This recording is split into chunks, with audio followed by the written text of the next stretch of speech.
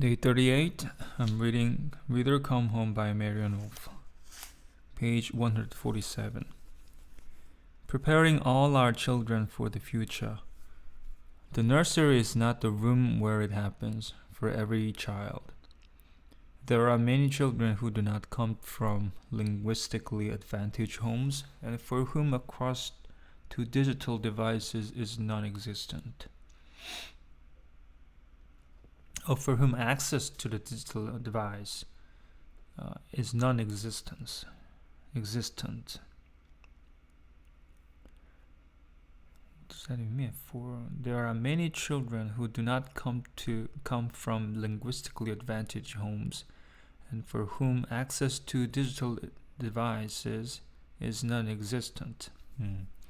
Funded originally through the effort of Nicolas Negroponte at the MIT Media Lab, Cynthia Brazil and I helped create a global literacy initiative that eventually became Curious Learning with our colleague Tinsley Gallion, Stephanie Gottwald, and Robin Morris. Together, we are studying the efficacy of digital tablets with carefully curated designed apps both for learning oral language and as reading precursors for children in places where there are no schools or where there is limited access to teachers, as in our South African sites, where there are between 60 and 100 children in a single teacher's classroom. Our work began in villages in Ethiopia and has expanded to other pilot deployments in Africa, India, Australia, and Latin America. Most recently, we have begun to work closer to home with preschool-age children in our own backyards in rural parts of the South. The cautions in the last letters about learning on digital devices are informing this global and locally pre-literacy work and vice versa. What engages children and helps them to learn to read virtually on their own increases our understanding. Increases our understanding of literacy's early development for all children. In our future work, we seek to yoke research on the cognitive impact of digital media with research by scholars such as Berkeley's Marty Hurst on the role that the human-technology interface might play in helping children learn to read, particularly children who are diverse learners or who live in adverse situations. Ongoing research by the UCLA scholars Carola and Marcelo Suarez Orozco suggests that the growing numbers of our country's immigrant children can benefit a great deal from the way multimedia stories are able to convey important aspects about our culture, as well as teach the new language they must learn.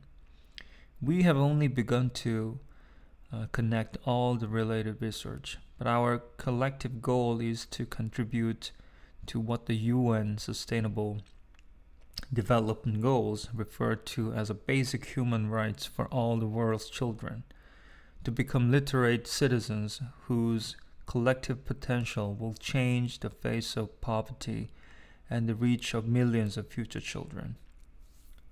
So, is there one ideal reading life? I would like to think that the principles and the cautions described here for the period between infancy and age 5 will be useful for many of the world's children. But there are profound differences in the lives of children, some based on their particular environments and some based on their individual characteristics. Figuring out how to adapt what we know to our world's non-literate children, for example, will be one of the great challenges in this century.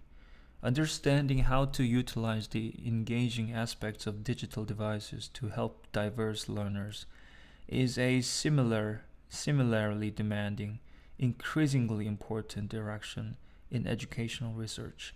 But there are also the less dramatic challenges that exist right under our noses. I want to end this letter with a half funny, half sad, wholly humbling story. Not long ago, a long, nervous, highly educated parent came to my research center to have her older child tested. As she sat in the waiting area with her second child, a very tiny 5 or 6 month old baby girl, the mother told me she had read everything I ever wrote about the importance of reading to one's child. I looked with no small interest at the very large bag of books on the floor beside her. With a very slight glance at me, the mother promptly plopped her baby onto her lap and began reading. With a voice pitched at high C and rancing at perilous speeds through one of the bag's many Dr. Seuss books, she appeared intent on finishing all 30 pages of the book, an intention clear to all, including her baby. Within 2 minutes, the little one squirmed. Within 3 minutes, she began to whimper, throw her hands out the futile protest. Within 4 minutes, she deteriorated before our eyes. Nothing would deter this well-meaning millennial mother from the duty she felt to read her child as often and as much as possible. I had created a reading raptor. As gently as I could, I discussed how we don't have to read a whole book or whole story every time we read to a child. That it is good to read only as much and only as fast as each child can handle. And that simple picture books, supplemented by a few words from her, can be as helpful to her infant as a Dr. Seuss book would be to a slightly older child. What I wish I had said is what I now say to you, too. Trust your inner mother or father or grandmother or grandfather. What and how would they read to this very new little person?